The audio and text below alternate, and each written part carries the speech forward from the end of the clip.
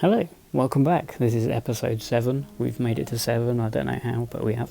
Today I am going to be doing the obligatory artist as a Bob Ross style painting. This is going to be in Liquitex Acrylic Gouache, and instead of a large tree at the end, we're going to have a Star Wars twist. So you've got that to look forward to, fellow geeks. And general public, because apparently 1 in 5 people like Star Wars. I don't know how true that is, but we're going to go with it. So let's get this started, and I'm doing some triangle mountain type things, and I've just put in a blue background, and you'll notice that this is not the same as how Bob does it, because his approach is with oils, and he does wet on wet. He uses we used a liquid white or liquid clear on a double prime canvas. And what that does is it makes everything blend super easy. So that's how he gets really nice fluffy clouds, and how he manages to blend his mountains out. I was like, Gizmo, can you wash a little bit quieter, please? I'm trying to do a voiceover. It's like having the loudest wash ever. Anyway, sorry. Yeah, and also how he blends the water out and things like that. But also, he doesn't really use normal oil paints either. They're like hard oil paints. So that's why he uses the liquid clear as well, or liquid white, or magic white as it used to be called. It's just to balance it out, so we can do both. Really soft, blended out painting, and also really hard stippling for bushes and trees and grass and things like that. So next I'm just laying in the background, the midground, and then I'll be doing the foreground as well. I'm just using black to really create the shapes and the forms and things like that. Really, this is very basic. This would just be drawing and then filling it in with graphite. So I'm just putting in another happy little tree. So it's quite a big tree. You could probably fit a few Ewoks in there. I'm sort of basing this on Return of the Jedi. There's a body of water, so I don't know whether there's water on Endor. I should probably check that out. But it's more like Kashyyyk. But I love Return of the Jedi, so that's where I'm saying it is. If you want to check out some more Star Wars art that I've done, I am an official Star Wars artist, or I have been, and I still get invited to do work for them through Tops, so it never gets boring because I've always loved Star Wars. So this is just me doing extra Star Wars, I guess.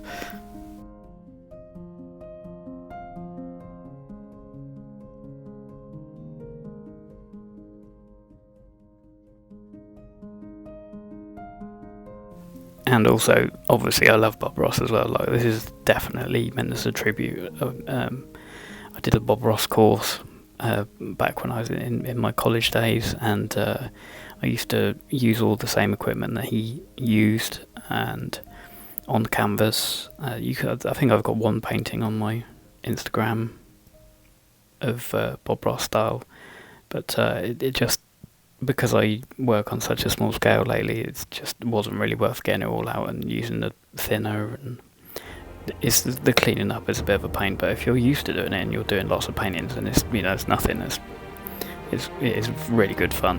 But it is a very different style of painting to this. But hopefully I managed to capture the feel of a Bob Ross painting in this anyway, and the Star Wars feel as well, hopefully.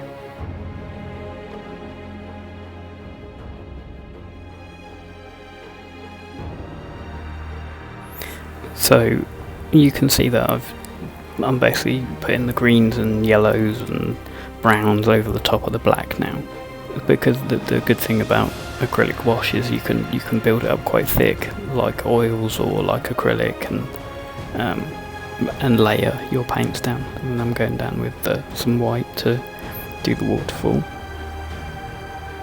and do some of the reflections as well.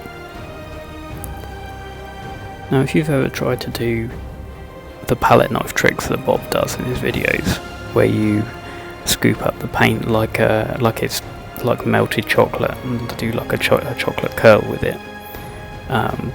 You'll find it quite hard if you're using any other kind of paint other than what he used, because it's not hard oil, and that's really why it works so well for him.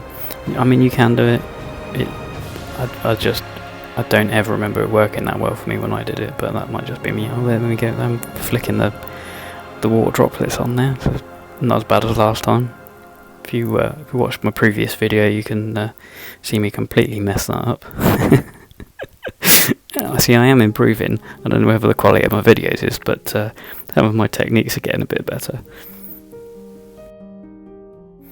So you can just see me going in with the Posca paint pen, and I'm just really sort of putting some more thin lines down, and just putting a little bit more fine detail in, really, just mixing up the thick and thin. Oh, here we go, it's time for my big tree. But it's not a tree, it's a Star Wars surprise. Oh, that cut really quickly. It's not so much of a surprise now. It's the Death Star from Return of the Jedi, and an AT-ST, or a Chicken Walker, or whatever it is you want to call it. That's always been one of my favourites, especially when Chewie takes over and just pops his head out the top. Just the worst Chewie impression ever. Ignore that. Also, I realise I'm completely cheating by drawing in stuff and using pens as well. This is not Bob Ross style, but it's only going to be a 10-minute video, so I need to save time. And yeah, so but I did say it wasn't going to be exactly the same. So here I'm just blocking in the blacks and the fine black details, and then after that I'm going to just blend it out a little bit. You'll see in the sky there was some, oh there we go, there was some white in the sky, and then I just knocked that back with some more blue, like sky blue colour. And I've also used some blue tone on the AT-ST so that it looks more in harmony with the rest of the picture. And now I'm like grunging it up with some browns and greens, and so it looks like it's been there, like it belongs, like it's gone through that river, or it's gone through those trees, and some of the mud and dust and grime has given it a little bit of battle damage. Possibly some of those cheeky old Ewoks attacked it as well.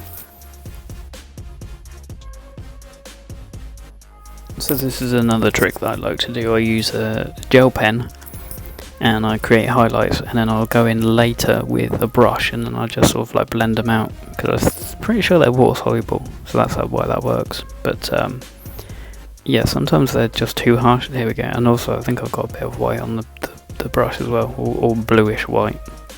With the gel pen and the black pencil, I was just trying to sort of etch in some of the like crevices and deeper lines, and just trying to get a bit more of a 3D effect on the AT-ST really. The Death Star I wanted to sort of push back into the far background, and with the pencil I'm just sharpening up some of the tree tops. And now it's Charlie Chalk time. Still not a thing. I'm doing the mist on the water, and then I'll be going in and doing the mountains. Initially I didn't want them to be snow caps, but I was like, it might look alright actually, so then I went ahead and did it anyway. So I was literally just adding the tiniest bit of chalk and then brushing them into the mountain tops, and then where the gouache has been built up and it's quite rough, you can just sort of blend it over, and then it gives a snow effect. It was me mixing some paint up. I'm just doing some earth there. So if you've made it this far, thank you ever so much, and I hope I didn't bore you too much droning on about my love for Bob Ross techniques and things like that. This really was just a style of his painting, but not really. It's not really the same thing. It's more of an imitation, but you know, I quite like the result. But you know, you can't beat Star Wars and you can't beat Bob Ross. So thanks ever so much, and hopefully see you again soon.